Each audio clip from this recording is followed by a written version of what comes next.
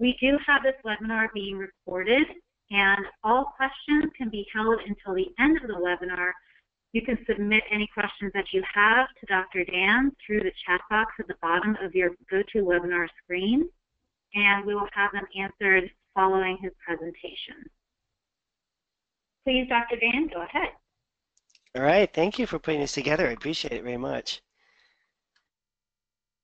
And I'm excited to be here. We've been doing this talk throughout the world, actually. I just got back from Japan and got back from New Zealand recently as well, on behalf of Douglas Labs, talking about this subject. And it's a pretty hot topic everywhere. So I'm going to talk a little bit about my background. You know, as a clinician, I'm still in practice now. I've been in practice for 20, 25 years. I teach doctors how to do this stuff.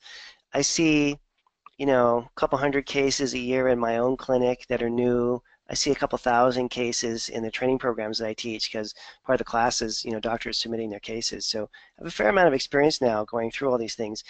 In terms of real life, you know, I'm like the guy that teaches that actually still practices, that really does this for real guy, not the guy that, you know, doesn't really see patients anymore. So I'm kind of constantly confronted with what works and doesn't work in the real world, you know.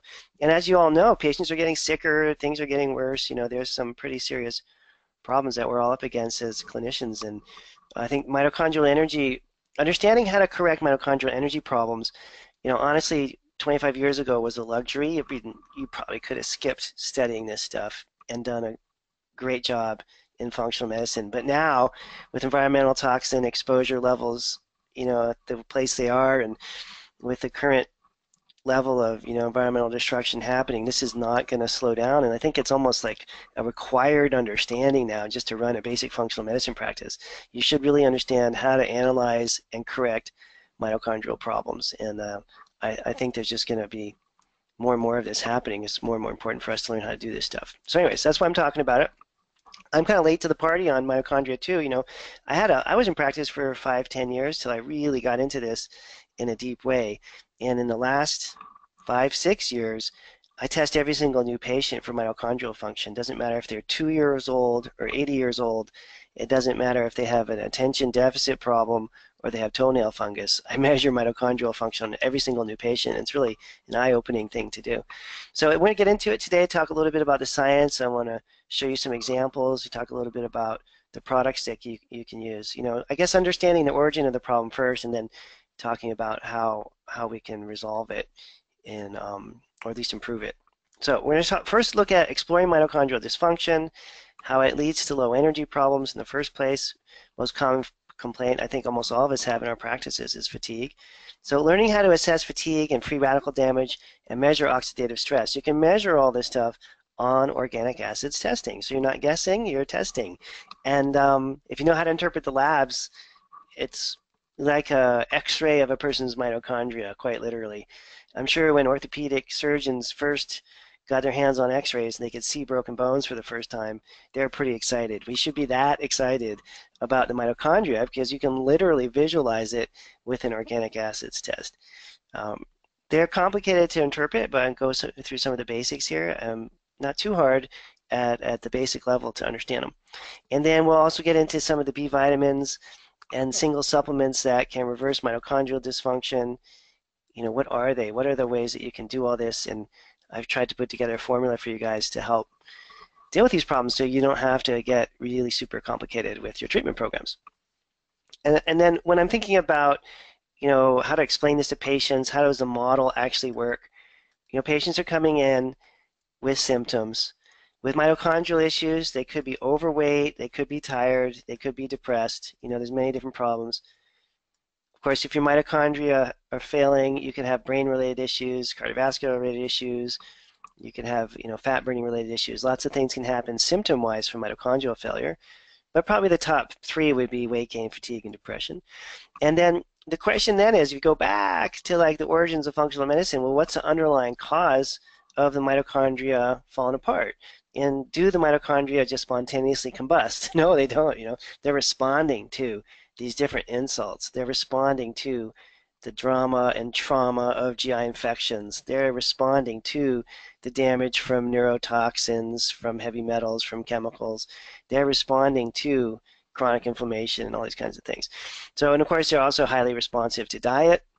And in fact, probably one of the key ways you can fix mitochondria is just by getting people to eat properly. So I'm always thinking about underlying causes, and today we're looking more at the specific area of functional medicine, but don't want to forget that there are these bigger picture items running all the time as well. What's the underlying cause? What's the physiological damage that person may be experiencing? What are the body systems involved, and ultimately what are the symptoms? So for mitochondrial energy production problems, I see this kind of primarily in this box here, in the physiological damage box.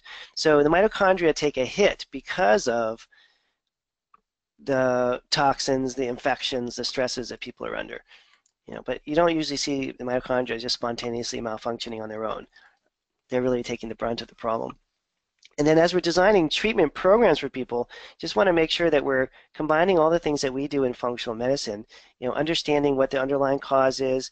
In the case of what we're talking about today, learning how to treat the physiological damage that can occur to mitochondria, starting to understand how that impacts patient symptoms so that you can get the patient enrolled. And there's so many great functional medicine programs that have been designed that were not implemented that we don't want to go there, right? We don't want to spend all our time designing the most incredible program and then figure out that it doesn't meet the patient's pains, gains, life goals. What do I mean by that? So pains are the obvious things, like I'm tired and I'm overweight and I want that to get better. That's like the chief complaints. But then the gains, I think, are some ways more important. The gains are, okay, well, what's going to happen when you're skinny and not tired anymore? What are your life goals? And so to me, functional medicine isn't about making the lab values better. Anyone could do that. Functional medicine is about making the lab values better, making the symptoms go away so that patients can move into a different area of their life and start to do things. And it might be going back to graduate school and getting a degree. It might mean starting a new business. It might mean having a child. Whatever the person's life goals are, I want to make sure that we're designing programs to complement what the patient's life goals are. And I've designed a lot of programs that didn't take into account what the patient really wanted to achieve because I didn't ask them. So that's important to kind of figure that out. All right, so let's look at the actual mitochondria themselves. Just a little reminder on some of the physiology we all had to suffer through in school, but it's somewhat important for what we're going to talk about today. So number one, the mitochondria consume oxygen, right, in the process of oxidative phosphorylation. And that oxygen serves as this ultimate electron receptor from the electron transport chain. You remember, we had to memorize all these steps. And the net end result of that is that we make cellular energy, or ATP. Okay, but it has to be in the presence of oxygen. That's an important part of this. And here's the actual structure, what it looks like. It's a really beautiful thing, really, to see a mitochondria. Has an inner membrane, has outer membrane. You have the section in the interior here where all the energy is being produced as everything's kind of shunting along these little pathways that are inside the mitochondria itself. Now, what's important to think about with the mitochondria when you're looking at the anatomy of it is that it's a really, I would say at this point in my career, it's a really delicate structure in the sense that it's highly susceptible to damage from oxidative stress. And we'll talk a little bit more about that later. But the way that I think about this, explain it to patients in a, maybe perhaps massively oversimplistic way. But, just like if you've ever watched Star Wars or Star Trek or any of the space TV shows or movies where, they're launching missiles, there's always some scene where there's like, the spaceship thing and there's a little fighter jets that are shooting at it and trying to take it down. And so I think of oxidative stress, and we'll get into more detail on this a little bit later, as sending these free radicals to hit the mitochondria. And think of the mitochondria as like the mothership, and you get enough free radical hits here, just like in the Star Wars movies, and eventually the thing just blows up, right? So our bodies are taking, the mitochondria are taking blows. It's almost like a human being stabbed or shot or something, They're taking blows from oxidative stress.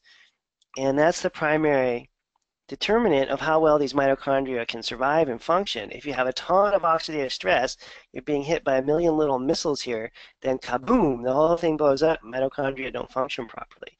You can lose mitochondria, the total numbers of mitochondria can drop.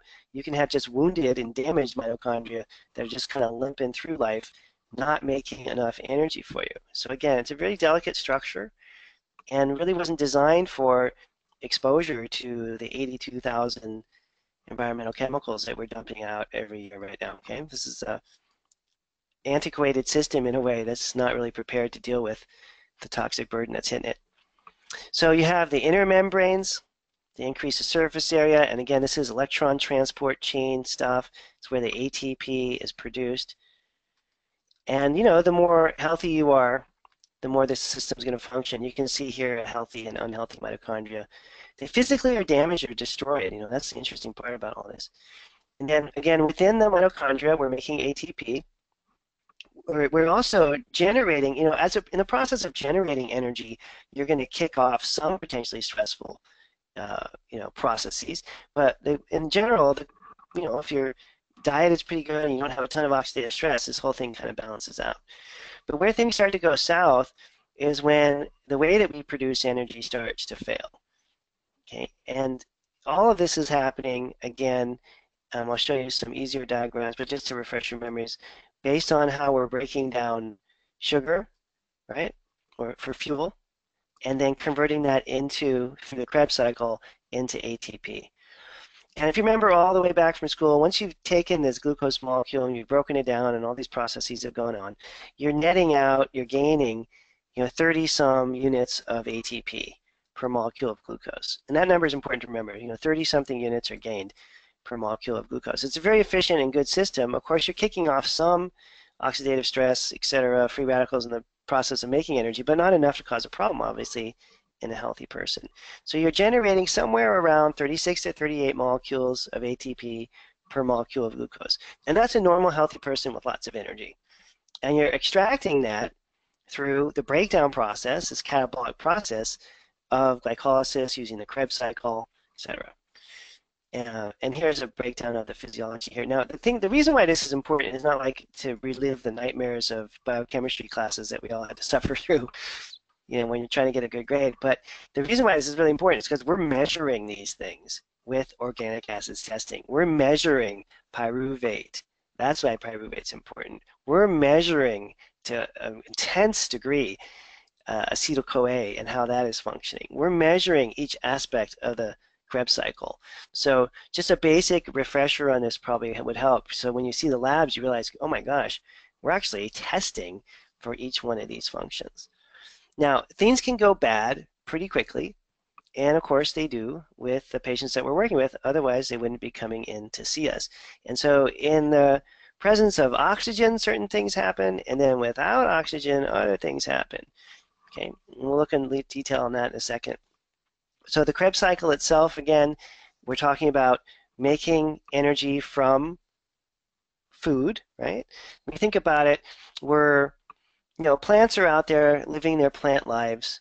They're growing, they're gaining, they're producing carbohydrate, you know, as part of their life cycle for them. They're not producing it for us. We come along, we eat the plant, we get the energy that was originally created by the sun, right? Because the sun's shining on the plant is using that to energy to take and turn into sugars, and that's how the plant survives. And we're eating the plant, we're literally getting the energy of the sun in our systems, and then we're releasing that energy from the plant into or with using the Krebs cycle so that we're gaining this energy for our bodies to use. It's kind of a cool system, right? Sun hits the plant grows the energy, we eat the plant, we break down the energy of the sun literally through the Krebs cycle. It's kind of deep, little philosophical thing there.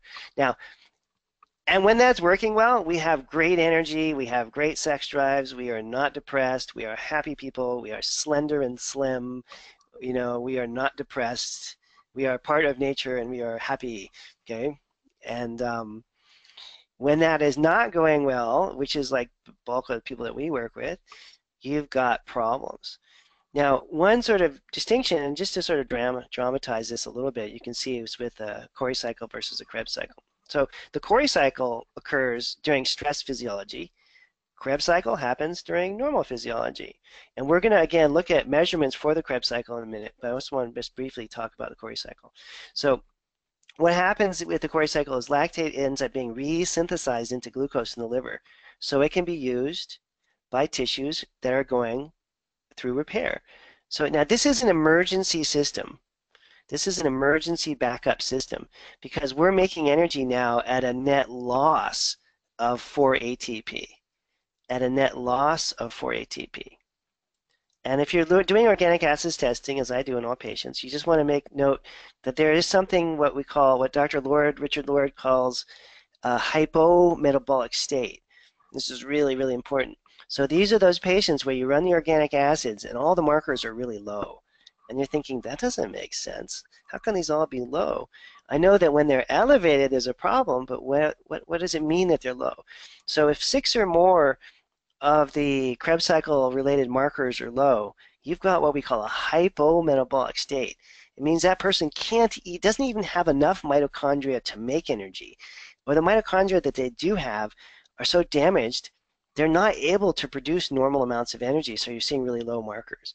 So just be aware of that, because with a lot of these organic acids panels, it's easy for these really severe cases to slip by if you don't remember that when 6 or more of the Krebs cycle markers are low, you've got a major problem on your hands. It's even worse than when they're high. Okay. And we'll look a little bit about aerobic metabolism too, because these are two areas where we see the Krebs cycle going bad. Okay, whether the organic acids markers are low, indicating there's not enough mitochondria, or the mitochondria are damaged, so they're not making enough energy, or if the person's flipped over and they're using the Cori cycle to short-term make energy, but to long-term produce lactate, which is going to end up being a problem. So again, the Cori cycle, we're making energy, yes, but it's an emergency system. It's an emergency system, and we have a net loss. There's a negative on ATP. For each unit that you crank through here, each unit of glucose you crank through here, you lose ATP. How crazy is that? You're making a little bit of energy, but it's costing you more energy than you're making. That would be like a human being, going into debt, right? So you would say, well, every month I'm spending, $1,000, but in fact, what's really happening is that I'm building up a debt of like $4,000, right? So you're making a little bit of energy, you're making a little bit of money, you're getting a little bit of money, but the actual debt that you're accruing is even more significant than the amount of energy you're getting back. So that works for short-term energy production, but clearly for the patients that we're working with, if that's happening, then they're going to be physically exhausted. And these are the people that are just so tired, they don't even know how to express how exhausted they are. Okay. And again, with the Cori cycle, you're shifting the metabolic burden from the muscles to the liver. You've got this lactate building up, and you're trying to use it, but you're at a net loss constantly. So the healthy, happy person, remember, for each cranking of the wheel here, they're getting 30-some units of energy back. This person's getting a net loss every time they go around the cycle, and that can cause some pretty serious energy deficits. And we'll talk too in a minute here about how the ways you can fix all this stuff, because the whole point of this is that we want to be able to fix it. So let's look at the oxidative stress in relation to mitochondria. So over here is the healthy mitochondria. I'll put healthy for a big H here. So what happens in the healthy mitochondria? There's very few free radicals, just a few. Free radicals are a normal process of making energy. I think about it when I talk to patients. It's like if you had a campfire and you're burning a bunch of campfire wood in your camp trip somewhere. Little sparks fly off once in a while. That doesn't mean anything is wrong with the campfire. It's fine. So the free radicals are like the sparks that fly off. As a byproduct of making energy, you're going to have some free radicals. But what's happening here, you can see I'll circle this part, is you're making an abundant amount of ATP. How much? Well, for every cranking of the glucose wheel, you're generating 36, 38 ATP. It's huge amounts of ATP coming through. And this is how human beings are designed to function. Now, what's happening to our patients? They have damaged mitochondria. Why are the mitochondria damaged in the first place? Well, because they're being struck by these little torpedo things that we talked about earlier, right? Like in the Star Wars movie. And in fact, if you look carefully here in this diagram, you can see there's a little hole in the mitochondria membrane there. You see that? Well, that's where a missile went right through. Kaboom! A photon torpedo or whatever hit. So environmental toxins, oxidative stress, free radicals, whatever you want to call these bad things, are hitting our mitochondria and destroying them. And that's making people fat and tired because they don't have the energy producing, fat burning capacity of these structures.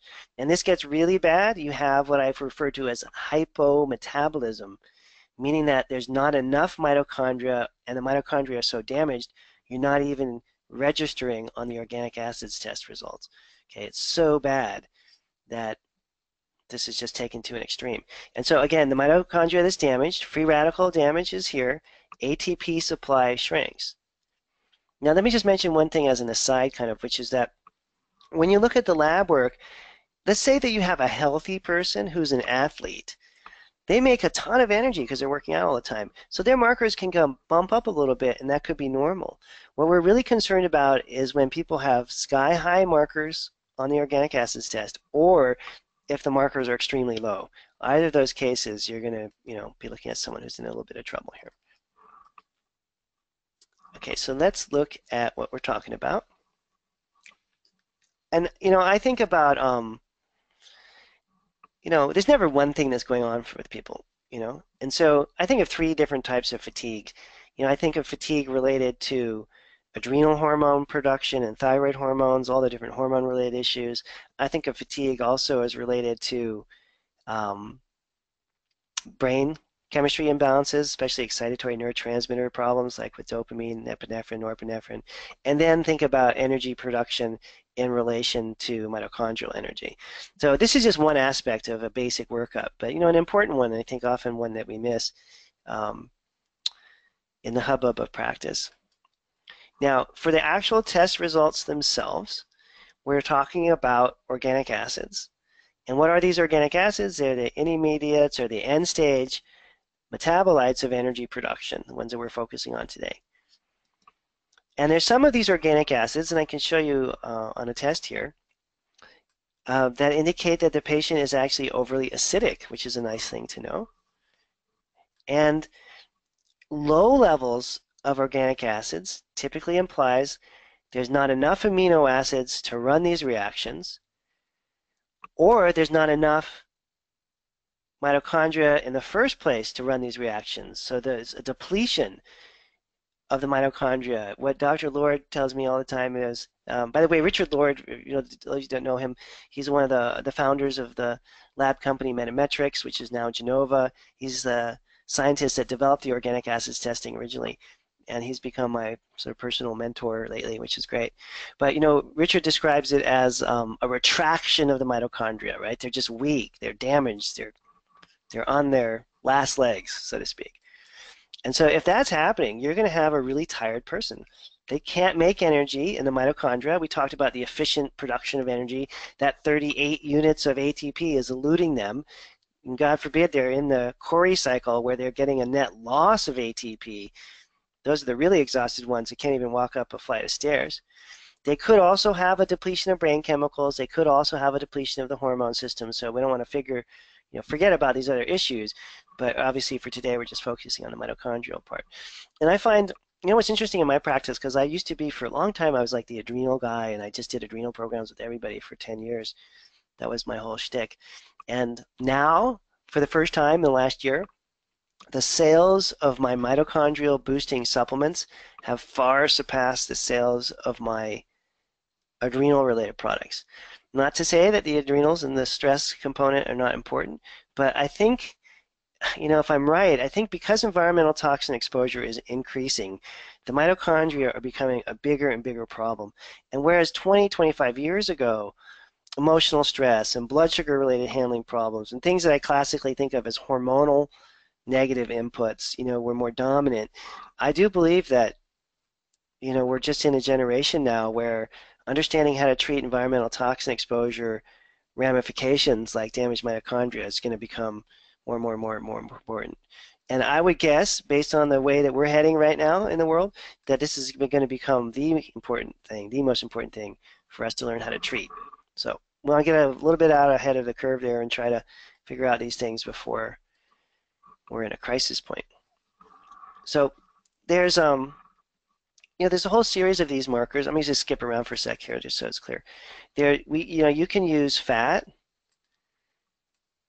you can use carbs, and of course you can use amino acids or proteins to make energy in the citric acid cycle. So we're going to break these down a little bit, and we can talk for a moment about fat, for a moment about carbohydrate, and we already talked a little bit about amino acids. You don't want to use a ton of amino acids for fuel, obviously. That's a metabolically complicated process you don't really want to go through. But in terms of fat metabolism and how you can burn fat, carnitine is the key nutrient that's going to shuttle or transport the energy, right, which is in the fat, to the mitochondria where you can burn it up. So if people have carnitine deficiencies, you'll see that it's harder and harder for them to make the right amount of energy. So people will have more body fat and they'll be tired all the time. And you can see this again really clearly on the test. We'll have some time, I'll show you some examples. But carnitine is sitting right here. And these markers here, adipate, suberate, and ethylmalonate, will all tell you if the person's deficient in carnitine, in which case you can replace carnitine and you'll have a very happy patient. You can also measure through these other markers like citrate and cis-aconitate and succinate and fumarate. You can measure through each one of these steps various nutrients like B vitamins and magnesium. And down here, by measuring hydroxymethylglutarate, you can measure CoQ10. So you can actually check on the status of each of these nutrients that's required for the running of the citric acid cycle. And if you've got deficiencies in any one or more of these nutrients, you're going to have a major problem in being able to produce energy. And I think of it in a more, I don't like the word holistic, because I grew up in Berkeley, California, which is like the hippiest town in the country. And I mean, we're talking about people walking around wearing purple pants and stuff and Birkenstocks. And so holistic to me is a little airy-fairy. But you want to look at this like in a more complete way, in a total way, and see the whole mitochondrial system as an integrated system. And so rather than just focusing on an individual nutrient, like, oh, CoQ10 is going to solve this whole problem, think more globally about fixing the mitochondria in its completeness, holistically, and fixing the oxidative stress that's probably damaging the system in the first place. And if you can kind of hold that bigger picture in mind, you'll get really great results with patients versus trying to just target a specific one little area of a lab. That doesn't work too well.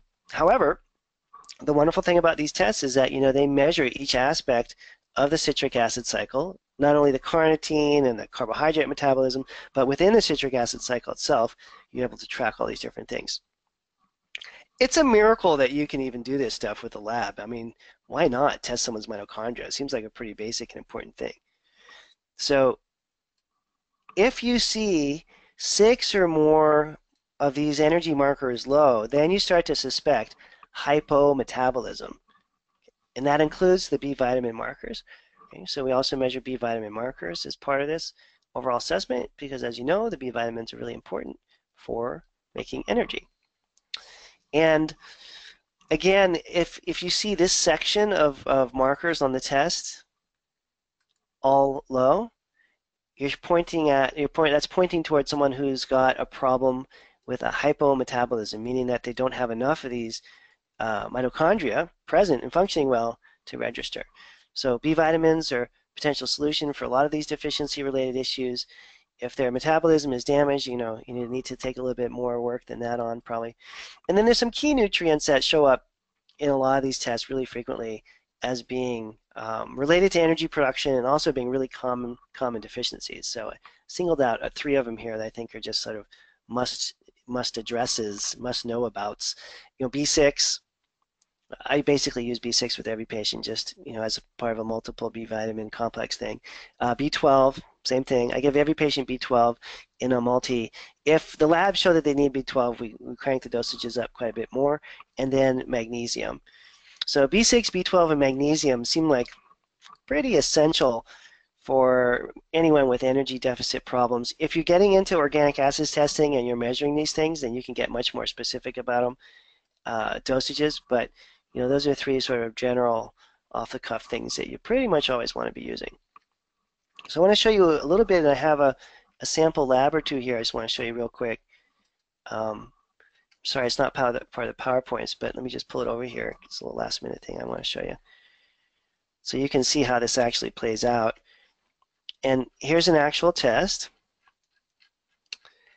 And you can see fatty acid metabolism markers. You can check for that. Now you know they're not burning fat well. Carb markers. And then there's the energy production markers for the citric acid cycle here. Each one of the steps that we saw on the diagram: citrate, cis-aconitate, cis-isocitrate, alpha-ketoglutarate, succinate, fumarate, malate. Remember this one down here for CoQ10, hydroxymethylglutarate. There's your whole citric acid cycle just sitting there. I mean, these 7 markers are worth the cost of the whole test. You know, it's like $300 for this lab. Now, I mentioned this earlier. This marker here is worthy of special mention. Alpha-ketoglutarate, the higher that goes, the more acidic the patient is. So alpha-ketoglutarate tied in with acidity according to the latest research. That's kind of a helpful little tip. But if you see a whole series of these markers high, like in this particular example, you know that the person's having trouble with making enough mitochondrial energy, and that you're going to want to address that as part of an overall program, assuming that you want to improve their energy levels. Okay? I'll just show you 1 or 2 more quick examples here. I just got back from a couple days of teaching in New Zealand, and could literally talk for 2 days straight, and I just did talk for 2 days straight about these labs. So we're just looking at one aspect of them now. Here's another test though, and you can see again, talked about carnitine. Here's carnitine markers showing up, person not having enough carnitine in their system to burn fat. And these are the ones to be on the lookout for. See where it says underneath detected limit? Be on the lookout for those. You get 6 or more of those in these sections, and you've got someone on your hands who's hypometabolic. And let's just count them up here. So here's, this is it. I want to dwell on this because I missed this for a decade. See, underneath detected limit, there's 3 right there. Okay, so there's 3 markers that are low, and let's go back up a page here. Interpreting these tests is really hard. And then look, there's a couple other, there's 3 more here under these sections. So now, do we have 6 or more underneath detected limit markers? Yep. So this person has got a hypometabolic problem. That means they don't have enough mitochondria. So what would you think would happen if you don't have enough mitochondria? Are you going to register a bunch of high numbers out here? No. Okay, because you're not even making these chemical reactions go forward. You're in this hypometabolic state. You're in this state where things are low, constantly low, and those are the patients that are worse. So someone who's got 6 or more of these low markers is in way worse shape than someone up here, like our previous example, someone like this who's got all these high markers. Okay, so one would think intuitively these high markers mean that things are worse. And certainly I don't want to diminish. High markers like this show there's a big problem. But my point is, with that previous example, if you have a cluster of low markers, that's someone who's even in worse shape. They can't even make these reactions go forward. Got some serious problems there, okay? So, I don't know. I think this is really fun and interesting. I'm going to show you another example here from the notes. So here we have our carnitine problem. Not too hard to figure out. Here we have energy production markers. Now this example, all these markers are high.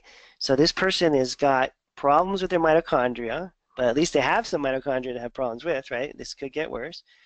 And there's a variety of nutrients that you can use.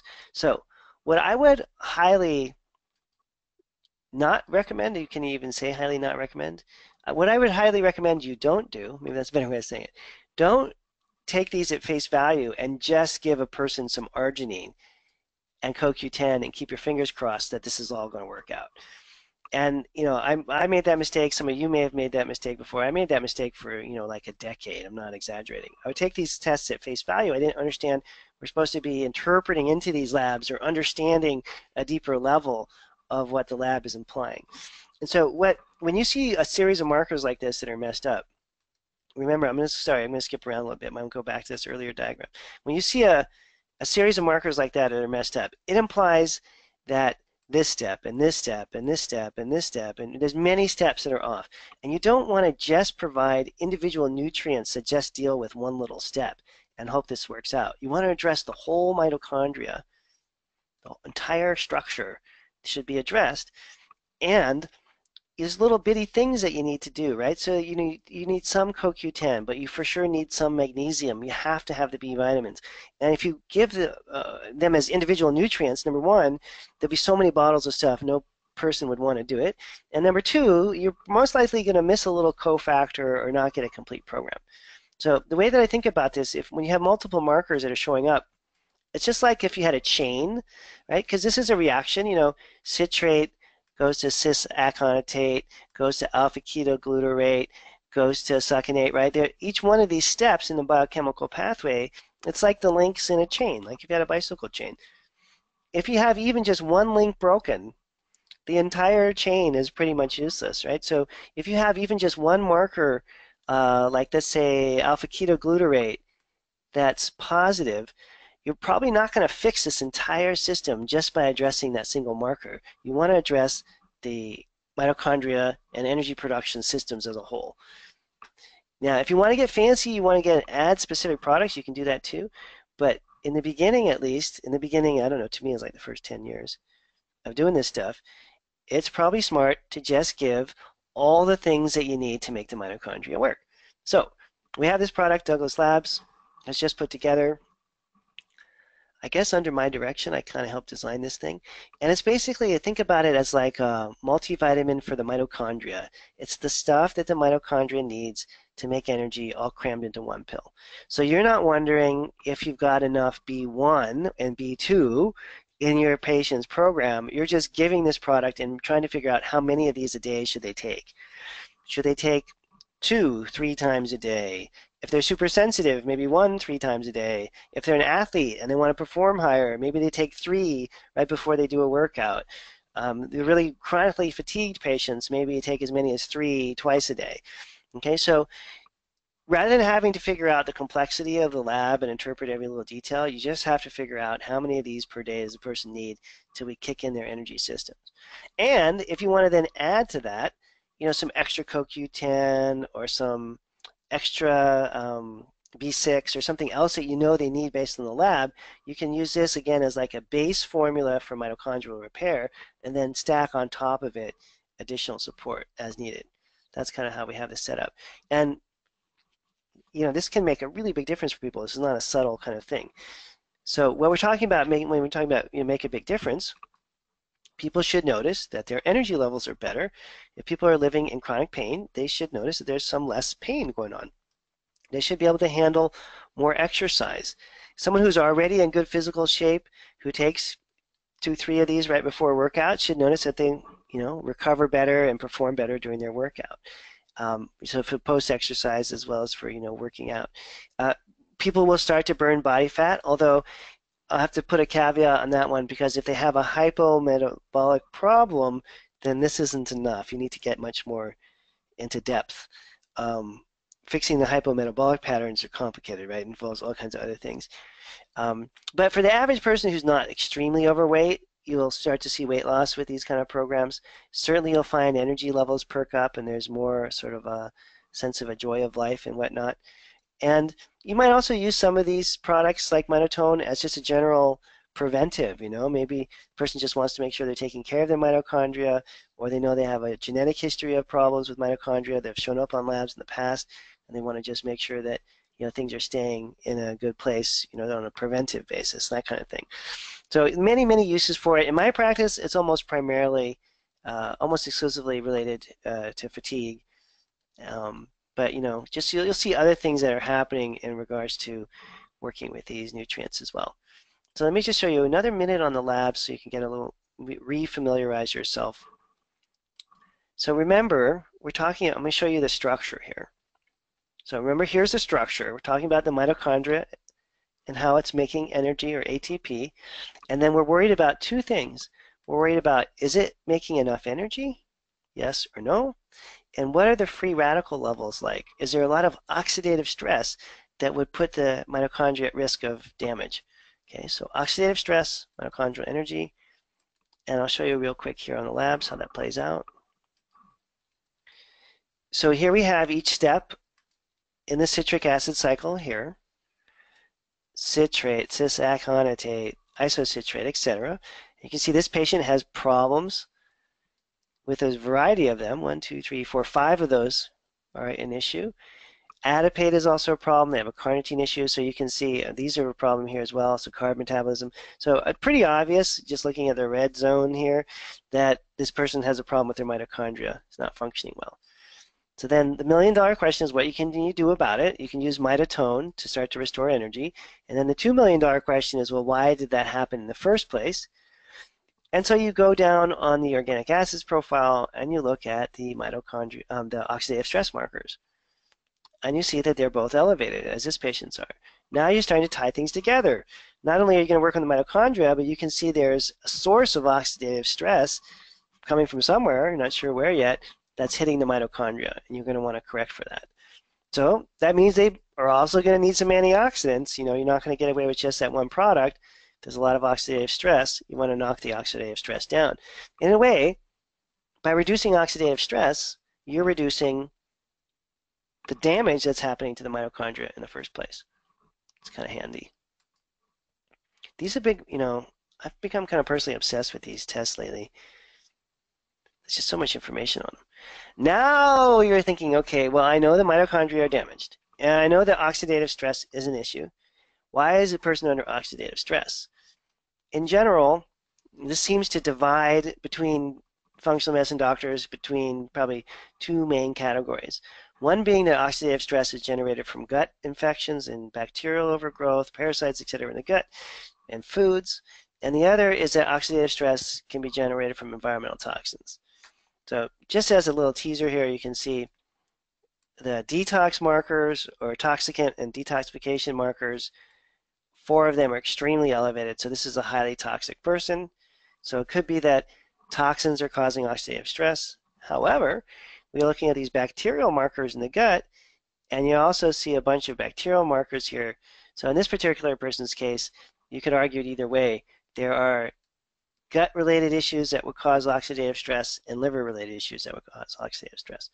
So when we're thinking about functional medicine, I'm going to go all the way back to the very beginning of what I started talking about, right in here, and we're thinking about symptoms, weight gain, fatigue, maybe some depression, mitochondria messed up. We're going to treat oxidative stress. We're going to do all kinds of things to repair the mitochondria and so on. But then, if you want to take it back a step further, is it because of a GI infection that you may want to work with, or because of a toxin, environmental toxin exposure? Maybe even it's a genetic issue that's going on.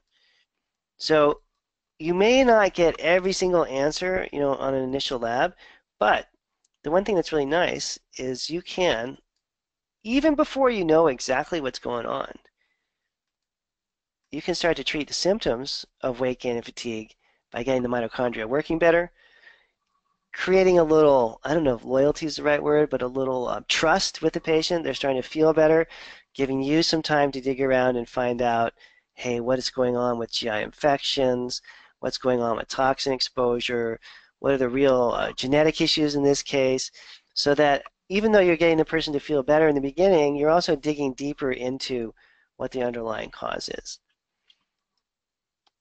Where I see I've gotten into trouble the most is when I decided to only treat the underlying cause and not help with patient symptoms, or in the years where I only treated patient symptoms and didn't look for the underlying cause. So now I try to link these two and do them both.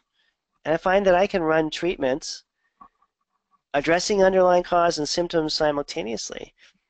What the heck? Why not? In fact, I usually start off with symptomatic relief treatments for the first month or two, get the person better, feeling better, and then start to look at what are the underlying causes. And if I jump right into a GI infection treatment or jump right into a detox treatment, that tends to potentially cause flare-ups and problems in people, and I try to avoid it now. Okay. I'm all about getting people feeling a little better, moving them in the right direction so I can get my work done, but taking into account, where the person's coming from, so it's not this my way or the highway kind of thing. All right, we're going to take one more minute and go over another lab example here, just so you can see how this works. And let's find another one. Sorry, scrolling around here. There we go. So remember, these sections that we're talking about, fat burning, carb burning, and energy production. That's the mitochondria sort of functions laid out in a way, as well as with blood sugar and fat burning. Then you want to pay attention to the B vitamin markers because they're a big part of that whole process of making energy. And then, last but not least, oxidative stress, and that's down here. So you're looking at the various aspects of the mitochondria and how energy is produced, and then you're looking at the potential for or existence of oxidative damage that could be triggering the problem. And you should see in most of your patients really clear patterns of how all this is playing out. Let me show you another example here. So here's a good one. Now this is not too hard to read. I mean, how many of these markers are high? A bunch. So now you know right off the bat, this person has a problem with their mitochondria. Pretty big problem. Do you have to worry about each individual micronutrient? No, you can give them a generalized formula to just get their mitochondria working properly and keep your fingers crossed. And, if it doesn't work, you can get into more detail on it. And we can cut down here. You can see same with oxidative damage. You know that antioxidants play a role in protecting the mitochondria. They have oxidative damage occurring.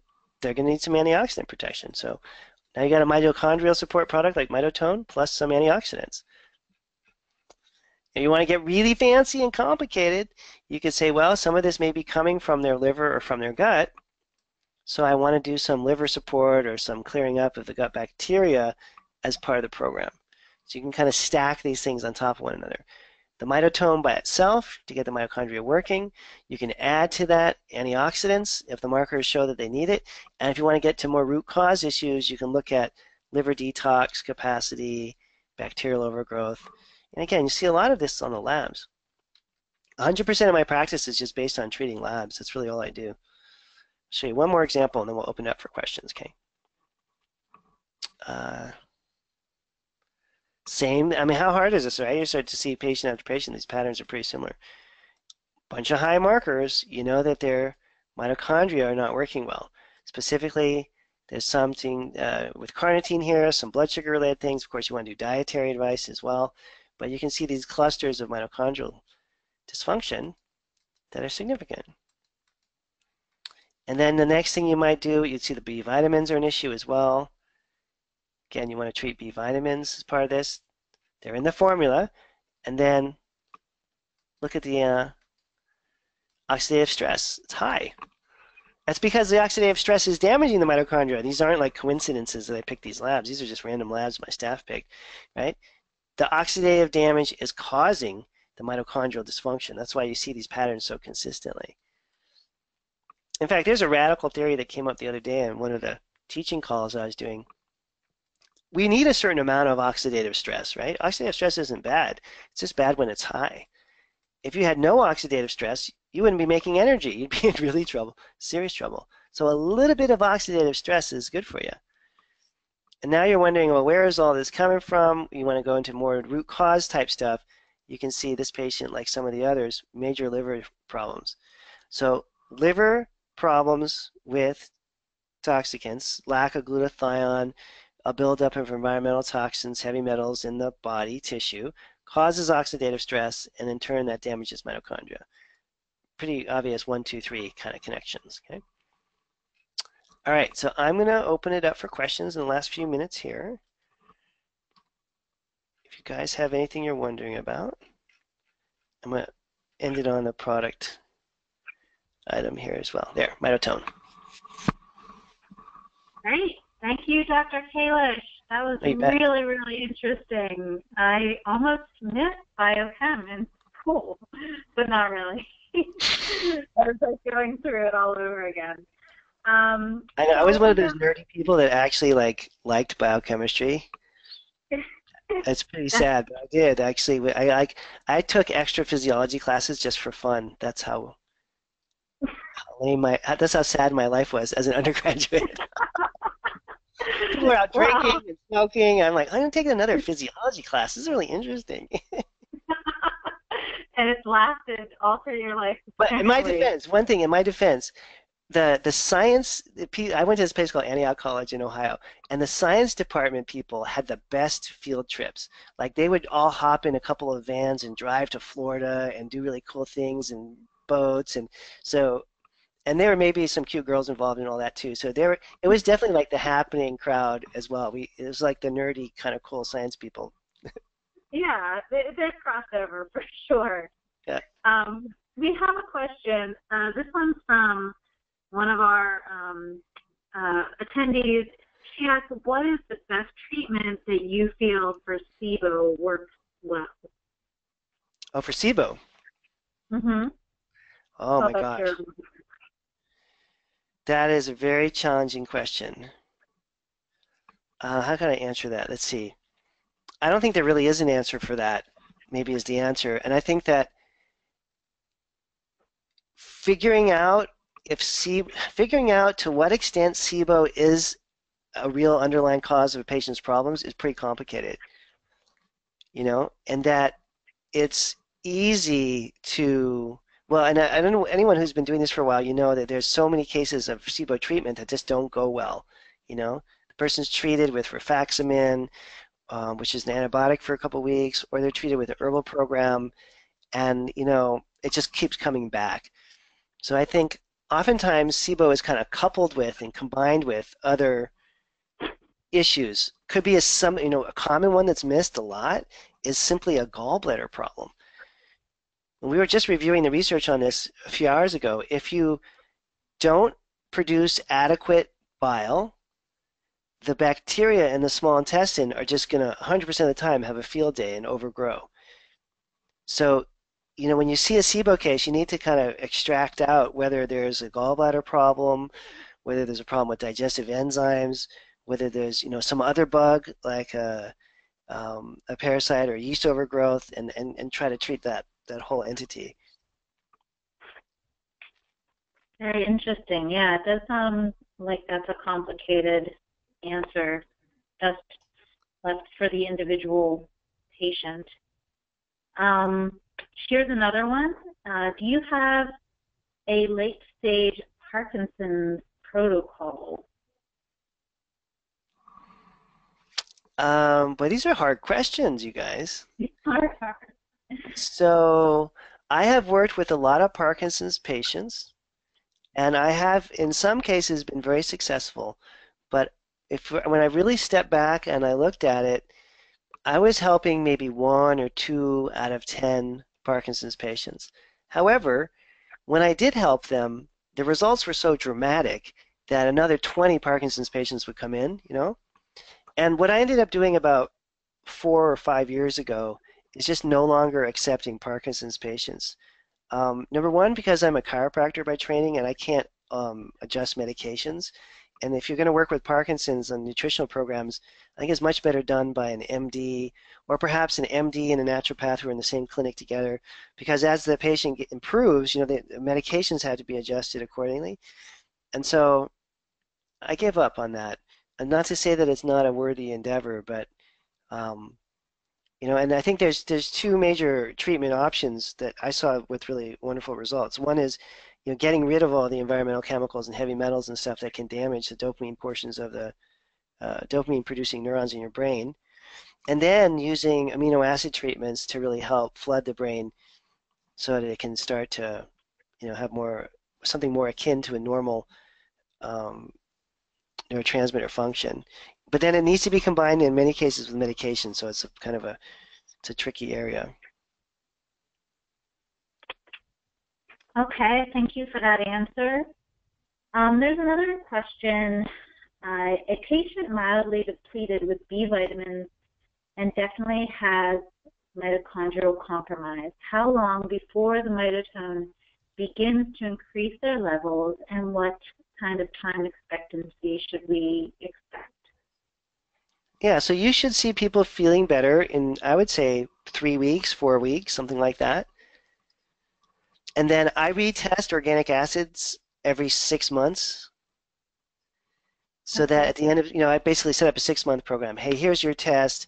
it shows you mitochondria are messed up. Here's what I recommend you do for the next 6 months, and it's retest at the end of that and see where you're at. So it's not a forever thing. And then you can tell from the retesting how much improvement you see, how much change there is. And if you see positive markers on an initial test and you do the right thing, they should change in 6 months. Everything should look different. It should look better, significantly better. Okay. And the next question is, what is your protocol for patients with resistant weight loss? Do you generally find they have low mitochondria or damaged mitochondria? Yeah, that's these people where you'll see these patterns where you see like all the B vitamin markers here that are low. Remember, you'll see 6 or more underneath detected limit marker. DL means underneath the detected limit. If you see 6 or more low markers or underneath detected limit markers, then you know you've got someone with a damaged metabolism. And then they're not going to respond to a typical program very like you normally would see. They're going to be the people that eat, 1,200 calories a day, but they're still gaining weight. Okay. That's a whole nother can of worms. Like, so that involves, let me try to find an example of one here. Yeah, this is it right here. So that involves a whole bunch of different things. So you can see all the low markers. That one's low. This is the first quintile. This undetected, undetected. There's 4 right there, plus there's 3 on the next page. So for that, it's a whole different ballgame, right? Because now you either don't have enough mitochondria or they're so damaged they're not even doing things properly. So now you have to go on like a mitochondrial resuscitation program, where you're trying to just get them back. Obviously through diet, exercise, and then heavy supplementation. And one of the things that differentiates people with high markers from the low markers is that people with the low markers need a ton of free-form amino acids. Oh, interesting. Because that's one of the one of the things that the mitochondria need as a substrate to repair. Okay. So, and they'll perk up. Those people will perk up and feel quite a bit better typically if you put them on some free-form amino acids. Okay. Oh gosh, there's so many questions coming in. With the exception of certain foods, can a first morning urine be significantly different from day to day, making the OAT results less than accurate? So this question has been tested for, and they took, I forget how many, I think it was like 40 people, and they tested their organic acid levels every Monday. I think it was for 6 weeks or 8 weeks, something like that. And of course, there is variation from week to week, but it's small enough that it's not significant enough for you to make the wrong decisions. Except there's this one marker that when they looked at the week-to-week data was just all over the place. And I'll highlight it for you now because you'll never hear about this anywhere else, whoever is listening to this. Pyroglutamate bounced all over the place, but only in women. And not only that, but it bounced all over the place in a 4-week pattern. How cool is that? So out of all these markers, everything is pretty stable, except for in women who are menstruating, pyroglutamate bounces around. Isn't that interesting? And it has something obviously to do with glutathione usage because this is a glutathione marker. So in other words, in women who are menstruating, glutathione usage varies depending on what's happening with your hormones. Okay. That's pretty wild. Well, that is just unexplainable. The next question is that is this mitochondria damage permanent, or is there a point where it becomes permanent in your experience? Well, I would say 99% of the time, I'm an optimist and we can repair these things. That's my whole job. I wouldn't be doing these tests unless I thought I could help, There are, in the last couple years, the the 1 or 2 patients that I've had that completely were non-responsive were both long-term drug users of this drug called phentermine. It's a weight loss drug. It's basically an amphetamine. So there is definitely a point where your metabolism crosses over, and if you take enough speed, you take enough phentermine, you take enough whatever these drugs people use are, for weight loss, you take enough of that for long enough, and I think it just crushes the soul of your metabolism. And I mean, I worked with that woman for like 2 years, and nothing helped her at all. She didn't come back at all. So there's definitely a crossover point, but it's pretty extreme. Most people are going to be within the realm of being able to fix them, or at least help them. That's good news. One more question, and then we'll try to close this out. This one's coming in. Would high-performance athletes require a higher dose than indicated on the label because they have higher oxidative stress levels? Yeah, so I would 100% just base that on the labs. But the answer is yes. The more you're using your mitochondria, the more that you're going to want to support your mitochondria. So a high-level athlete, but you don't need to go above the dosage here. So yeah, you would probably do, for a high-level athlete, you could do maybe 3 of these either once or twice a day. And then maybe throw in some extra antioxidants on top of that to deal with all the oxidative stress. Okay. Yeah. One last question. I think this one is a good one too. Can a patient going through chemotherapy take mitochondria? Yeah, so you know who my favorite person on this is Nalini Chilkov, Dr. Nalini Chilkov.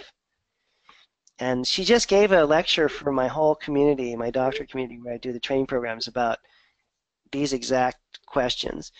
And I mean, I would defer to her opinion on this, but she just gave this talk on last Wednesday, so it's kind of fresh in my mind. When I originally, started doing this work, I think there was some fear or concern that if someone's doing a treatment that includes chemotherapy or radiation, and you're purposely generating oxidative stress, that you don't want to impede that treatment by giving the person antioxidants. And again, this is Dr. Chilkov's opinion, and I trust her because she's been doing this 35 years.